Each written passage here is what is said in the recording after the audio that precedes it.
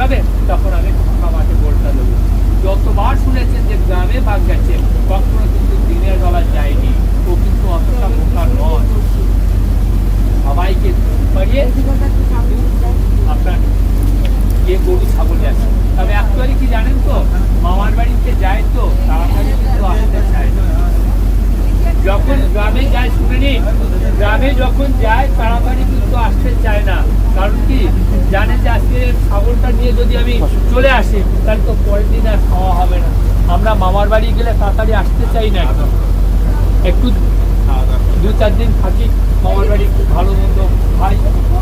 তো মানুষজন যখন তাড়া করে তখন বলে যে যাকে ঝামেলা করলাম না, একটা গরু ছাগল নিয়ে চলে আসে। এটা হচ্ছে প্রথম।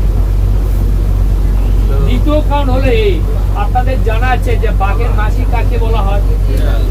আছে কারো বাড়িতে বিড়াল বিড়ালিনী আছে? কারো বাড়িতে বিড়াল বিড়ালিনী আছে কি? আছে?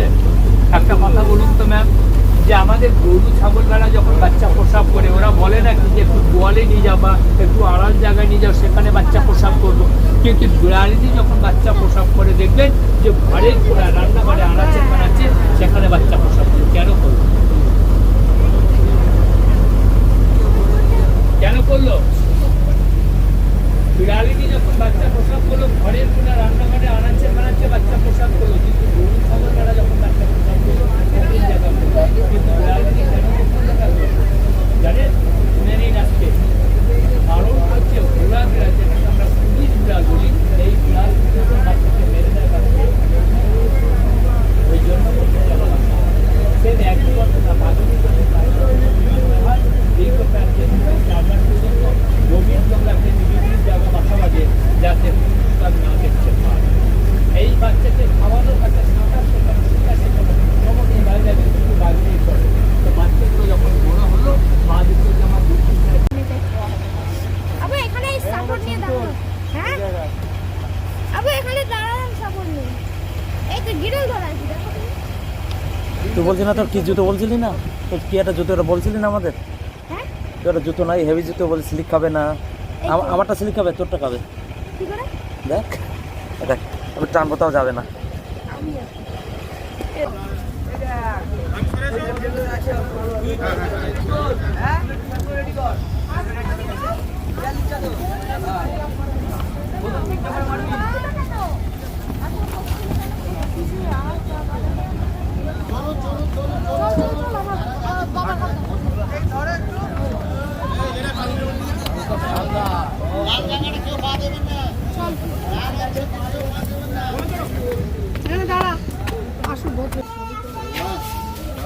বনদেবীর মন্দির।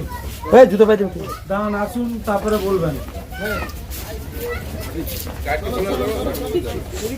ভোলানাথে যারা আছেন নাকি আপনার বনবিবি, এবং বনবিবির লেফট সাইডে গদা হাতে যাকে দেখছেন উনি হলেন ওনার ভাই। ভাইয়ের নাম হলো আপনার শাহজঙ্গল, আস্তে আস্তে শাহজঙ্গলি। এনারা কিন্তু যমজ ভাই বোন। আর বনবিবির ডান সাইডে দেখুন একটা ছোট্ট বাচ্চা আছে, এই বাচ্চাটার নাম হলো আপনার দুঃখে।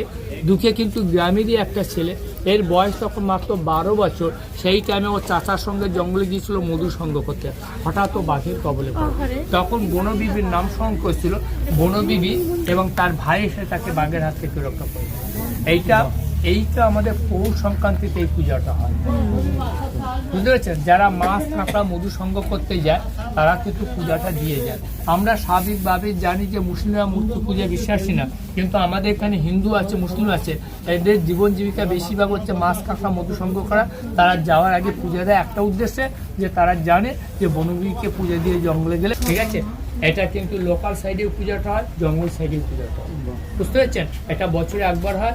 বাকি সময়গুলো তাদের প্রতি মাসে প্রায় 7-8 দিন তারা কি করে মূর্তি পূজা করাটা অনেকটা কস্টলি আছে, সেই জন্য বছরে একবার দেয়। বাকি সময়গুলো গাছের গায়ে লাল কাপড় বা মালা বেঁধে দিয়ে সেখানে স্বস্তিক জন্য একে মায়ের নাম স্মরণ করে তারা এই করে। অ্যাকচুয়ালি আমাদের বনের অধিষ্ঠাত্রী দেবী হলো বনবিবি এবং বাঘের দেবতা হলো দত্ত। এখানে পুজো হয় বড় করে? এখানেও হয়, লোকাল সাইডেও হয়। ঠিক আছে, আমাদের ফিরিঙ্গি সাহেব।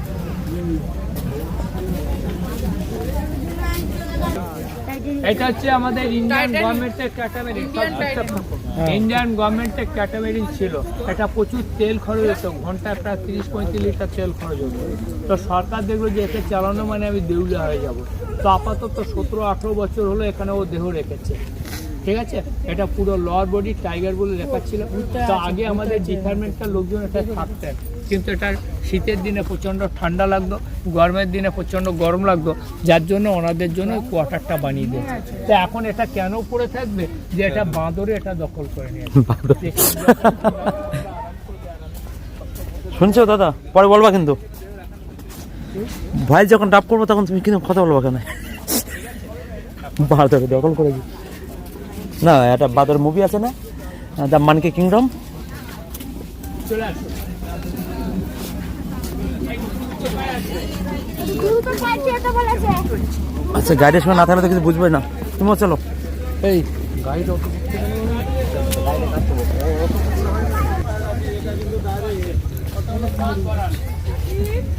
কি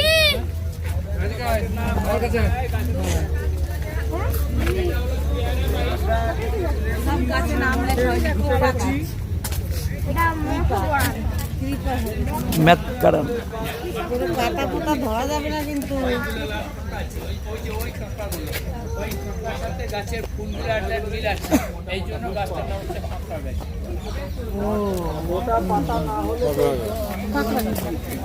এই যে ফুল আছে, এই ফুলের গাছে ফুলটা কেমন দেখতে হয় দেখুন, আর ফলটা ওই খুব সুন্দর দেখতে। বলছেন ওই কাকা কোন টাইমে দেখা যাবে কাকা ফল ফুল মারছে? এই যে ফল তুললাম না কালকে, এটা কি এখানে কুল গাছই বলেন অন্য কিছু? কুল না, কুলটার সাথে বলছি আমি, সুন্দরী কুল। সব সুন্দরী মানে বন বলে। যে বাদ একটু আদর করে টেনে নিয়ে যায়। তো এটা ছোট গাছ বলে শ্বাসকুলগুলো দেখতে পাচ্ছেন না, জঙ্গলে দেখতে পাবেন। জাতীয় গাছ কুল গাছ।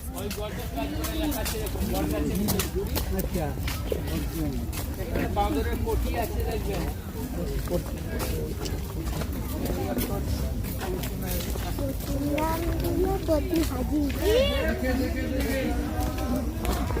এগিয়ে আসুন, এগিয়ে আসুন।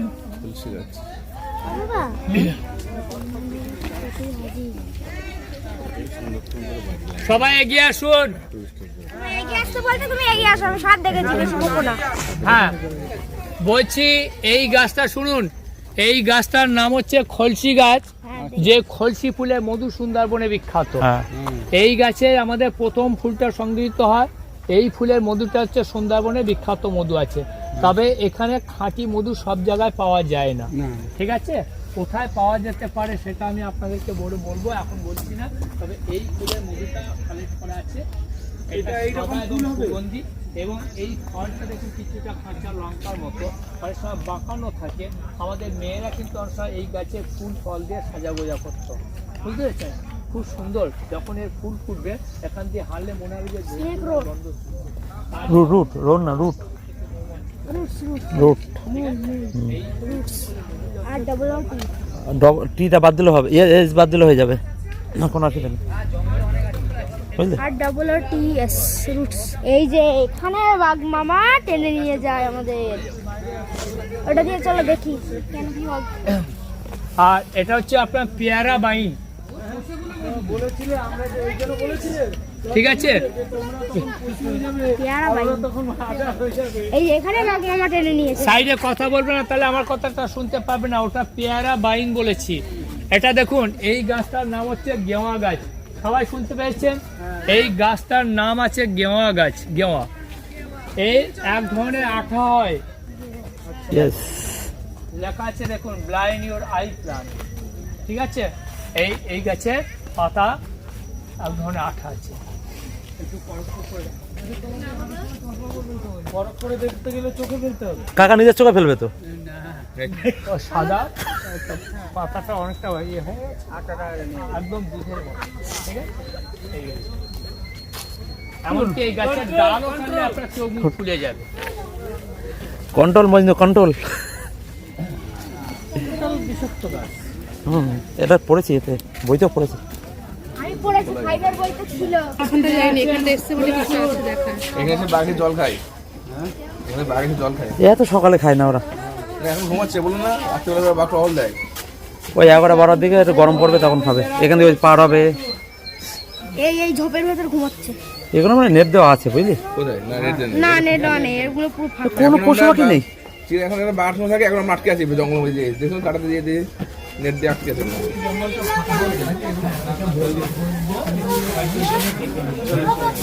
জলটা বোটে রাখতে পারো নি?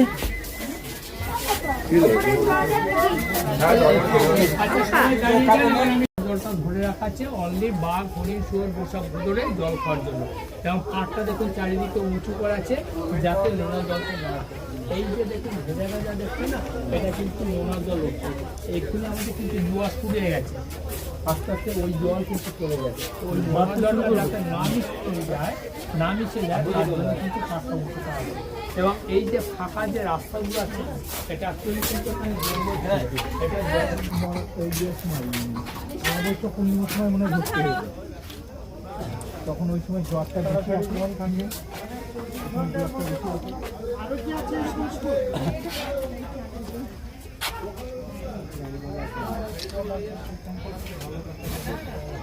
বলছি এইরকম পুকুর আরো